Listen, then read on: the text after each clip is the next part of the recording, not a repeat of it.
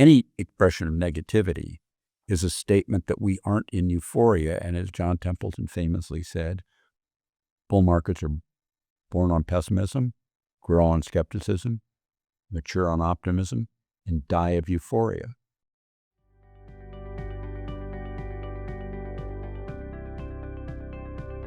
Every month, I get people sending me questions, and I try to answer them briefly in what I call the mailbag. And my problem is that I always take too long answering them. But we'll give it a go here again. So are short-term swings always driven by sentiment? I don't like the word always, but I'd say pretty close.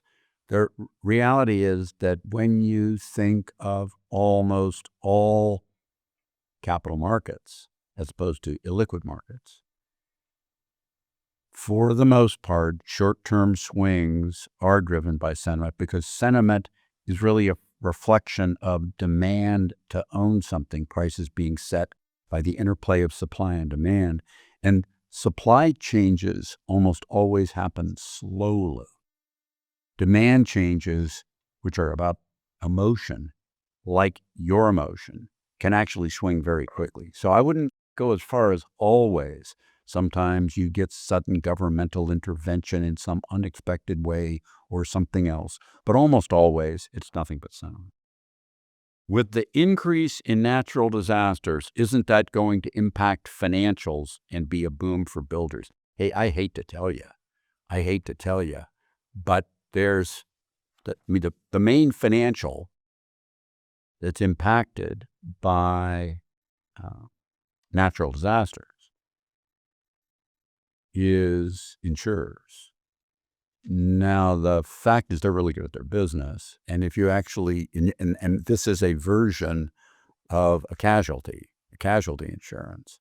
And if you look at this topic, it is just all over the board. If you think of America, and this is similarly true in other places differently, but similarly, first, some natural disasters are covered by homeowners policies sometimes.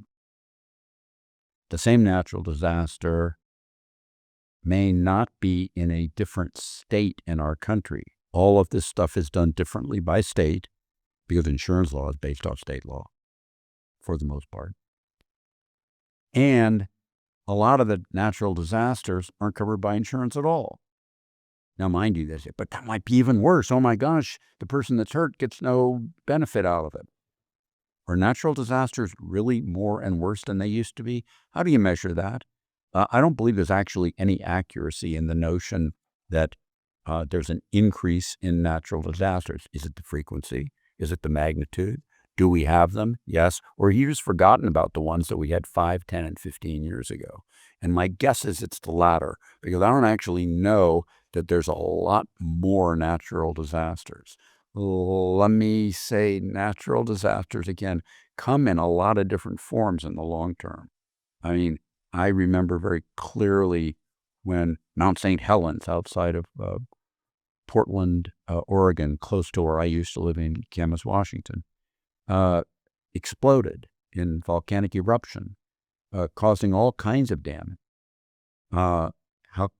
How many eruptions have you seen lately? Then there's tidal waves. When's the last tidal wave you noticed?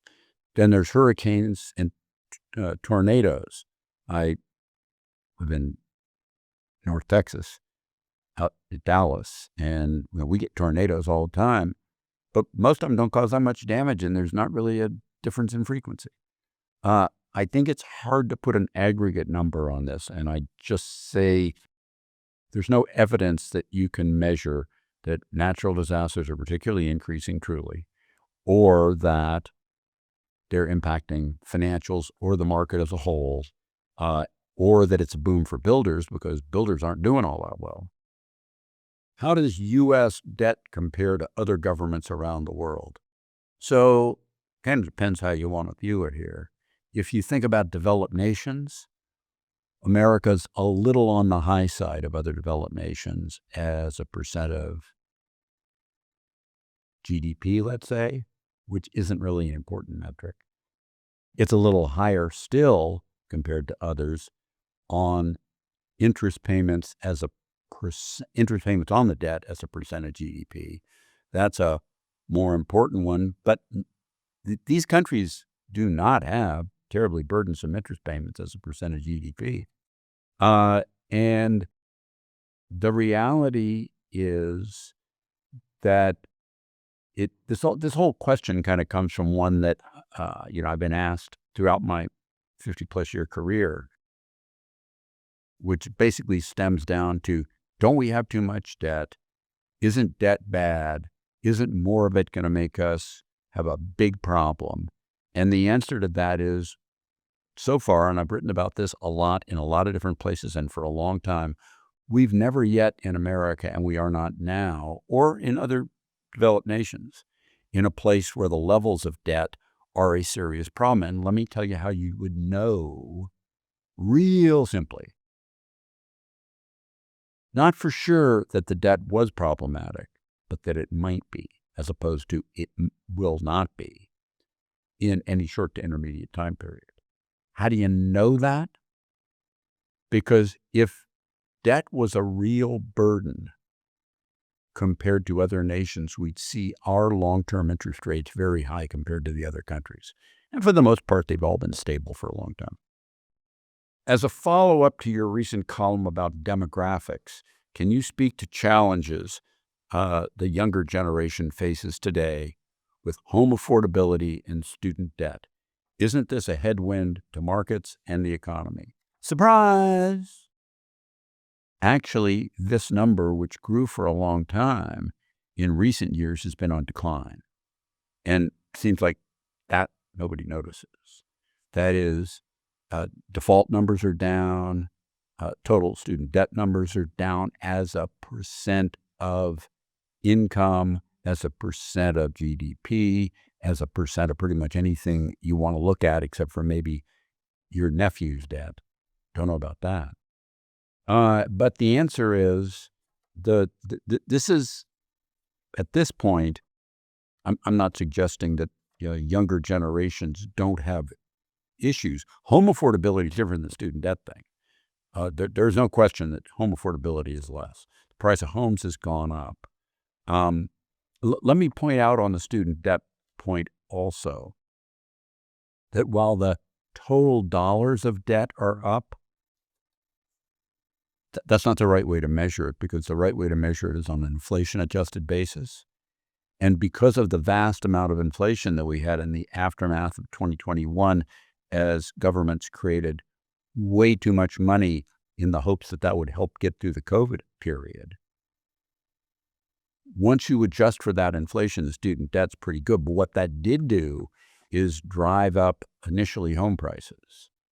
And while home prices aren't going up at such a high rate now, they are less affordable for young people.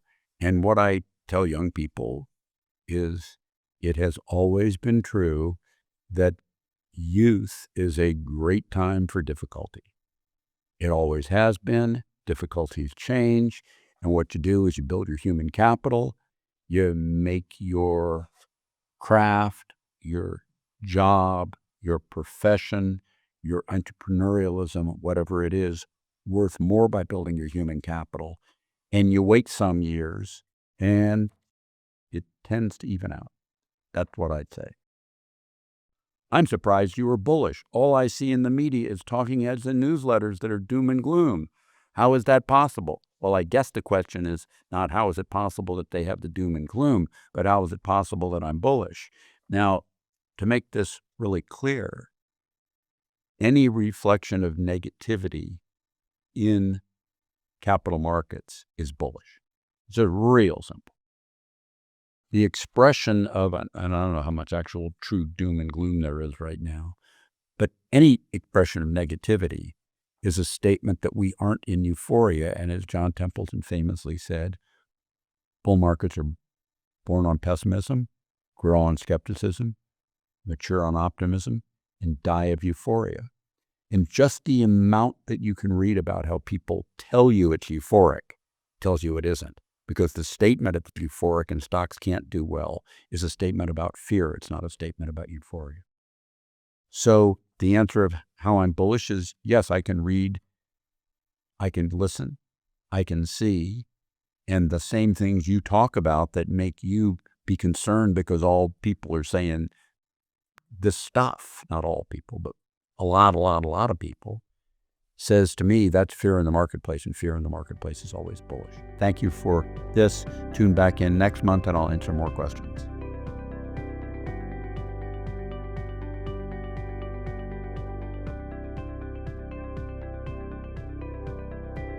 Hi, this is Ken Fisher. Subscribe to the Fisher Investment YouTube channel if you like what you've seen. Click the bell to be notified as soon as we publish new videos.